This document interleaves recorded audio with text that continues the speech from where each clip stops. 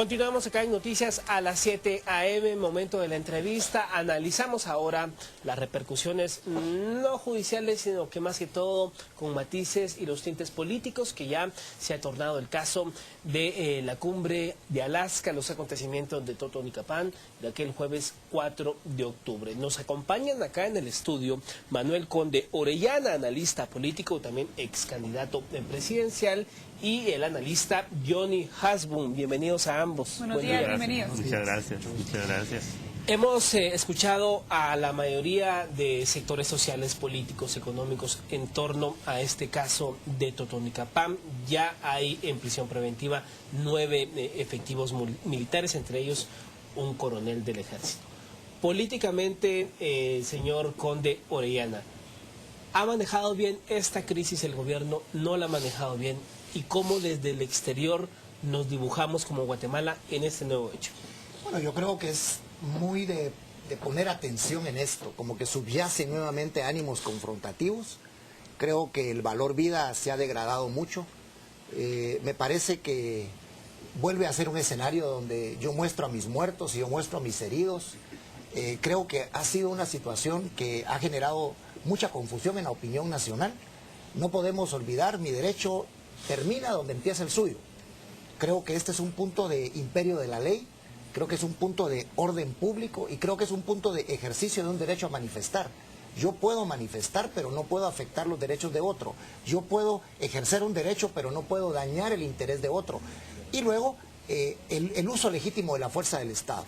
Totalmente desbordado, en una población como Totonicapán, con una trayectoria e historia. Meter ejército me pareció un tremendo error. Las fuerzas combinadas no han dado los resultados deseados, no hay mandos unificados y creo que el manejo político que ha hecho el gobierno, pues el gobierno es un gobierno dirigido por una persona como el presidente Pérez Molina, que no ha sido un militar precisamente radical ni confrontativo. Él ha sido un hombre prudente, pero creo que en este momento los mandos policiales y militares han quedado cortos para las circunstancias del país.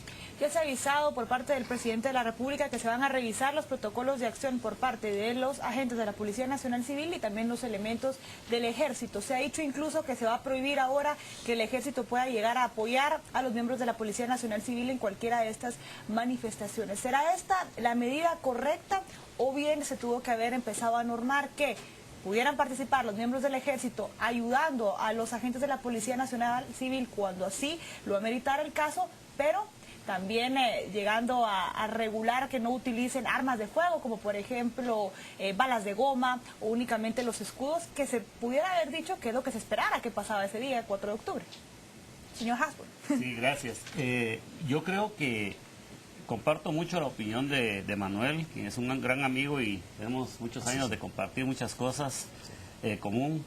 Creo que lo más importante es la famosa frase que dice que el respeto al derecho ajeno es la paz y el derecho de uno termina donde comienza el del otro. Yo creo que, si bien es cierto que hablábamos de que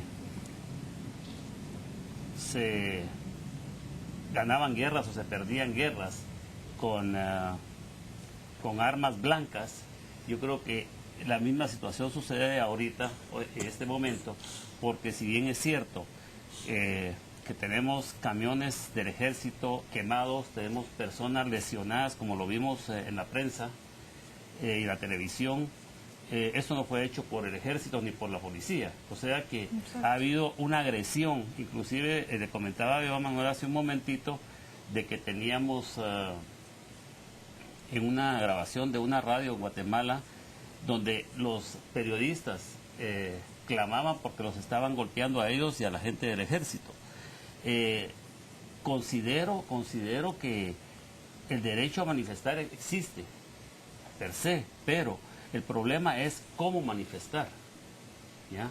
El problema es manifestar pacíficamente, es manifestar razonablemente, no es manifestar agrediendo a la autoridad, ni mucho menos agrediendo el derecho de todas las personas, de 15 millones de guatemaltecos que necesitan utilizar los medios de comunicación, las carreteras, etcétera, etcétera, donde vemos que se han perdido millones a raíz de esos bloqueos, como el que hubo en el Atlántico de 7 horas, bloqueos en la carretera El Salvador por algunos estudiantes que han sacado pupitres que no son propiedad de ellos, sino que son propiedad del Estado y se han comprado con recursos del Estado para bloquear carreteras.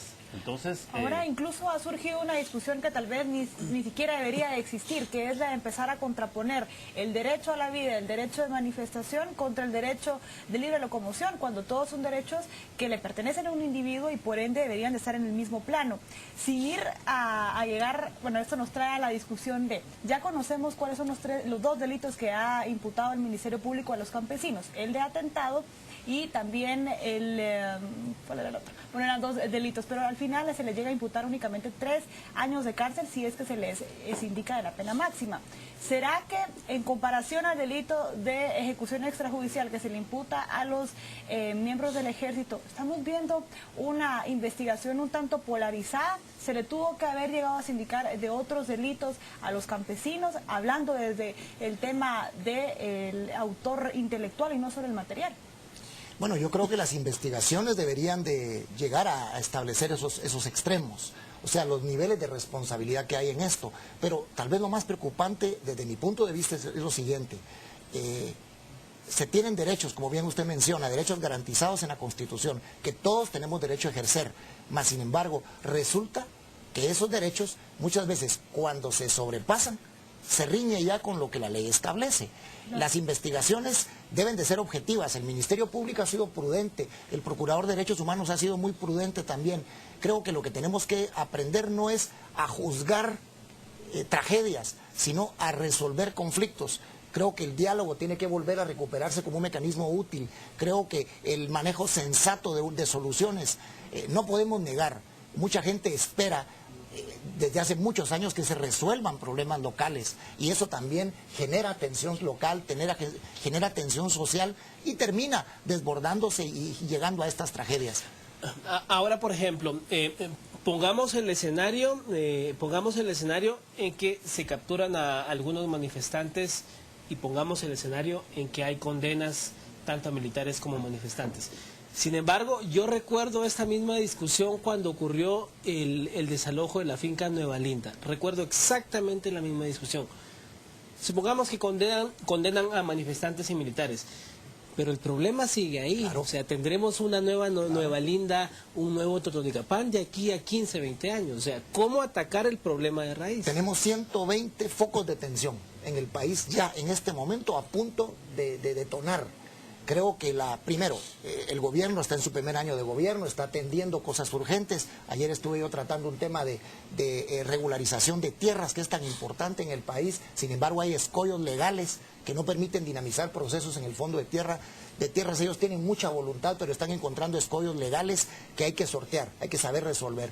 Pero hay mucha situación incubada que de alguna manera tiene que atenderse, como bien dice usted, Mario. Se va a repetir el escenario en otro desalojo. Ahora, creo que algo importante es esto. El ejército de Guatemala está formado para defender a la nación. Los soldados están formados para el ataque, para la defensa de la nación. Ellos no están formados para la seguridad ciudadana. Creo que hoy la policía tiene más cascos, más escudos, más carros tiraagua, más pistolas, más fusiles, todo, pero sus elementos, las personas que están detrás de esos uniformes, detrás de esos escudos, siguen siendo personas sin preparación. Creo que tenemos que darnos cuenta que la academia de la policía no puede estar graduando policías cada 6 meses. Claro. Tenemos que formar la gente. Así como se compra equipo, así como se compran vehículos, hay que formar al personal humano que va a estar al frente de estas situaciones. Y de la misma manera, cuando, por ejemplo, en una situación como esta, hubo un permiso de una gobernación 8 días antes, el gobernador no puede quedarse el comisario de policía negociando con los líderes que van a manifestar las condiciones de una manifestación. Tiene que existir un equipo que rodea, que asesora, que orienta las condiciones en las cuales se va a poder llevar a cabo una manifestación en un lugar tan sensible y lleno de tensión como es Totonicapán. Así que creo que es cuestión de revisar protocolos, como bien dice usted, pero fundamentalmente de no salirnos de los marcos de la ley y de entender que Guatemala no puede seguir llorando muertos y seguir juzgando tragedias, sino tenemos que encontrar salidas inteligentes.